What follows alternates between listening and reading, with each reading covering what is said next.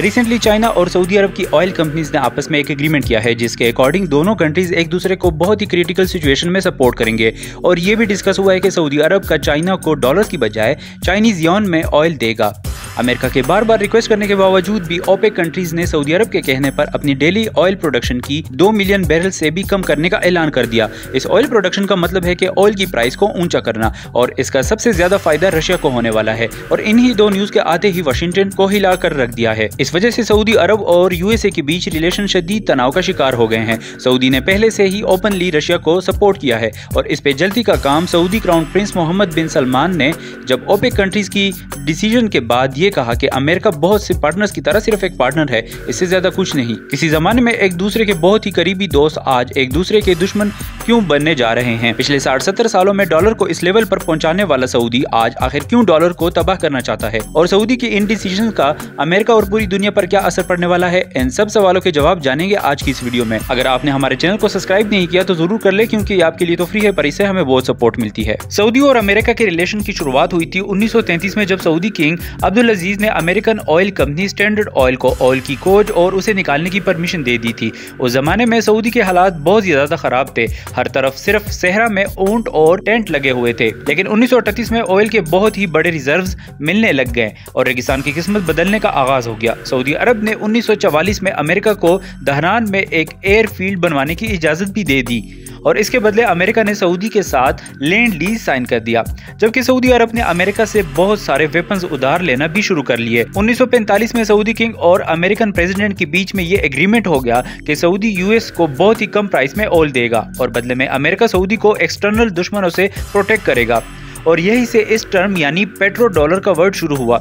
इसके बाद सऊदी और अमेरिका की दोस्ती बहुत ज्यादा मजबूत होना शुरू हो गई। सऊदी बहुत सस्ते में ऑयल दे रहा था जबकि यूएस बिलियंस ऑफ डॉलर के हथियार सऊदी को बेच रहा था और साथ में दूसरे कंट्रीज से प्रोटेक्शन भी। लेकिन आखिर प्रॉब्लम्स कहां से शुरू हुई? असल में दीगर गल्फ कंट्रीज के मुकाबले में सऊदी ने एक इंडिपेंडेंट फॉरेन पॉलिसी मेंटेन की है। फॉर एग्जांपल सारे बड़े गल्फ कंट्रीज में अमेरिका के एयर बेसिस हैं, जैसा कि बहरीन में अमेरिका का सबसे बड़ा और दूसरा बड़ा एयरक्राफ्ट कैरियर है। कुवैत में अमेरिका के 8 बेसिस हैं जिसमें हर वक्त हजारों फौजी होते हैं। गल्फ की सबसे बड़ी मिलिट्री एयरबेस कतर में है यानी अल उबैद एयरबेस जो कि अमेरिका का सेंट्रल कमांड भी है, जहां से अमेरिका पूरे मिडिल ईस्ट और सेंट्रल एशिया पर नजर रखता है।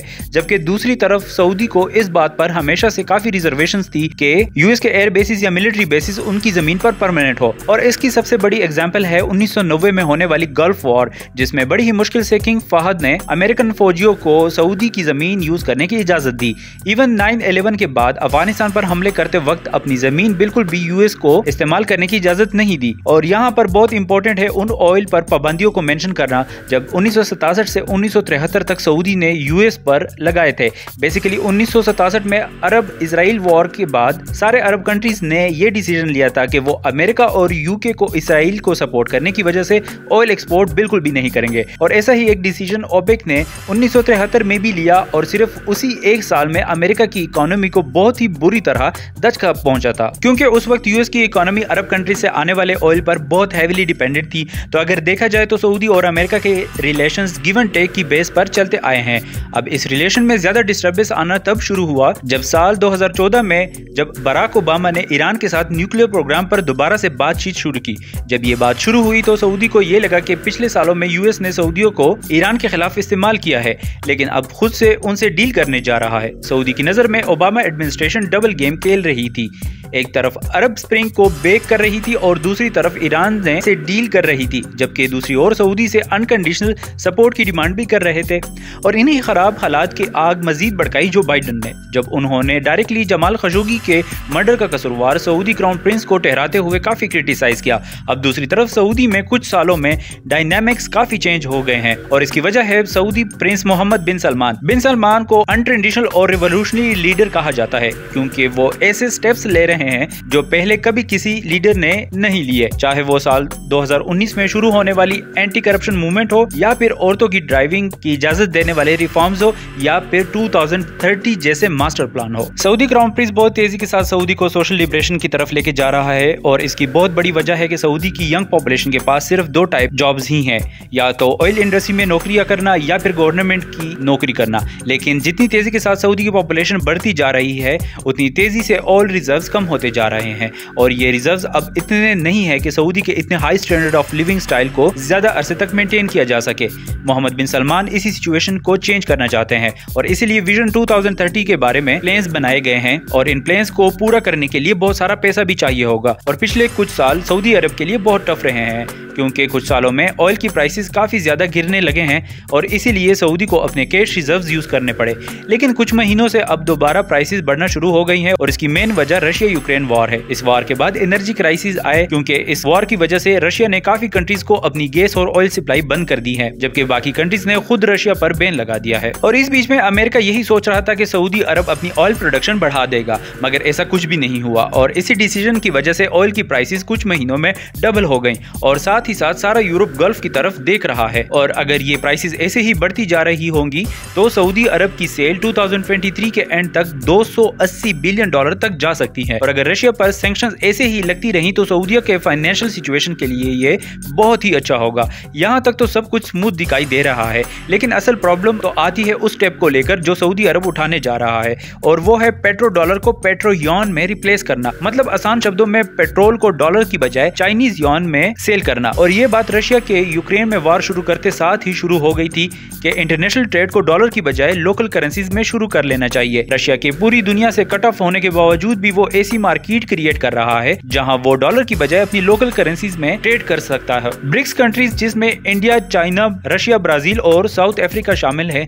जो पहले से ही डॉलर के मुकाबले में अल्टरनेटिव करेंसी इस्तेमाल करने पर बात कर रहे हैं। और तब आता है चाइना, जिसके पास $1 ट्रिलियन का ट्रेजरी डेब्ट है और 3000 बिलियन डॉलर्स के फॉरेन रिजर्व्स हैं। क्या अब चाइना ये $1 ट्रिलियन को कुर्बान करके अमेरिकन डॉलर को तबाह कर सकेगा? बेसिकली डी डॉलराइजेशन के लिए चाइना और रशिया को ज्यादा जरूरत नहीं है, बल्कि वो है तो सिर्फ सऊदी अरब, क्योंकि बेसिकली पेट्रो डॉलर की टर्म बनी ही सऊदी अरब से थी, क्योंकि सऊदी अरब डॉलर की बजाय किसी और करेंसी में ट्रेड करना ही नहीं चाहता था। लेकिन अब बहुत ही चेंजेस आनी शुरू हो गई है। 2022 में चाइना और सऊदी अरब के बीच अंडरस्टैंडिंग डेवलप हुई है। अगर इस बात पर अमल शुरू हो गया और सऊदी अरब ने डॉलर की बजाय चाइनीज यॉन में ट्रेड करना शुरू कर लिया तो अमेरिका की इकोनॉमी बुरी तरह हिल कर रह जानी है। डॉलर अपनी वैल्यू बहुत ही जल्द खो देगा और अमेरिकन स्टॉक एक्सचेंज बुरी तरह क्रैश कर जाएगा। और यहाँ डेंजरस पार्ट आता है अमेरिका का रिएक्शन। यहाँ खास बात ये जान ले कि अमेरिका में मोहम्मद बिन सलमान को कुछ खास नहीं पसंद किया जाता और इसकी बहुत वजूहात हैं। इसका एक एग्जाम्पल सऊदी का यमन में वॉर में इंटरफेयर करना है, जिसके लिए यूएस ने बार बार मना किया था। जमाल खशोगी का कत्ल और ऑयल पॉलिसी में बहुत जगहों पर ब्लैकमेल करना, या जैसे 2017 में सऊदी एक्स क्राउन प्रिंस को एक साइलेंट को के जरिए हटाना, क्योंकि एक्स क्राउन प्रिंस मोहम्मद बिन नेफ के अमेरिका से बहुत ही अच्छे रिलेशंस थे और ये अमेरिका के लिए एक बहुत ही बड़ा रेड फ्लैग था। इसलिए अमेरिका में सऊदीया के खिलाफ बहुत ही स्ट्रॉन्ग आवाजें उठना शुरू हो गई हैं और इसीलिए काफी यूएस सेनेटर्स डिमांड कर रहे हैं कि सऊदी के साथ कोऑपरेशन तब तक फ्रीज की जाए जब तक वो ऑयल प्रोडक्शन नहीं बढ़ाते, और अगर चाइनीज यॉन में पेट्रोल सेल करना शुरू कर लिया तो सख्त से सख्त सैंक्शंस लगाई जाए। अब तक आप सोच रहे होंगे कि सऊदी क्राउन प्रिंस का अमेरिका के साथ एटीट्यूड कैसे अचानक इतना चेंज हुआ। इसके पीछे एक बड़ी वजह पिछले 20 साल से दुनिया के हालात का बदलना भी है। अमेरिका को अब सऊदी की ऑयल की इतनी वैल्यू नहीं है, क्योंकि आज की डेट में सऊदी अपनी ऑयल का 5% ऑयल ही यूएस को एक्सपोर्ट करता है और 95% ऑयल जाता है China, Japan, Korea, India, Pakistan जैसे ईस्टर्न कंट्रीज में। और इसीलिए अमेरिका ने मिडिल ईस्ट को इम्पोर्टेंस देना ही बंद कर दिया। लेकिन सऊदी अरब के लिए अमेरिका से जान छुड़ाना इतना आसान नहीं है। असल में मोहम्मद बिन सलमान को ये बातें जितनी भी बुरी क्यों ना लगे, लेकिन फिलहाल अमेरिका की सपोर्ट सऊदी के लिए बहुत जरूरी है, क्योंकि एक तो सऊदी अरब का बहुत सारा पैसा अमेरिका में पड़ा हुआ है जो $800 बिलियन से भी ज्यादा है, जो अमेरिका अगर चाहे तो किसी भी वक्त फ्रीज कर सकता है। इसके अलावा सऊदी अरब की सारी फौज ताकतें अमेरिका पर डिपेंडेंट है और अगर सऊदी को अमेरिका से रिलेशन खत्म करने हैं तो अमेरिका जैसी टेक्नोलॉजी और हथियार उसी कम कीमत पर कहीं से भी परचेज करनी होगी। रशिया यूक्रेन वॉर ने सऊदी को अपनी फॉरेन पॉलिसी को रीसाइज करने का मौका दिया है और एक बात तो श्योर है कि हम सबको आने वाले सालों में इंटरनेशनल लेवल पर बहुत बड़ी चेंजेस विटनेस करने वाले हैं। नई दोस्तियां, पावर डायनेमिक्स, शिफ्ट चेंजिंग वगैरह। लेकिन इस शिफ्ट और पावर चेंजेस होने से क्या हालात बन सकते हैं ये तो आने वाले वक्त ही बताएगा। अगर आपको भी आज की वीडियो से कोई वैल्यू मिली तो लाइक, शेयर और फॉलो और सब्सक्राइब करना ना भूलिए।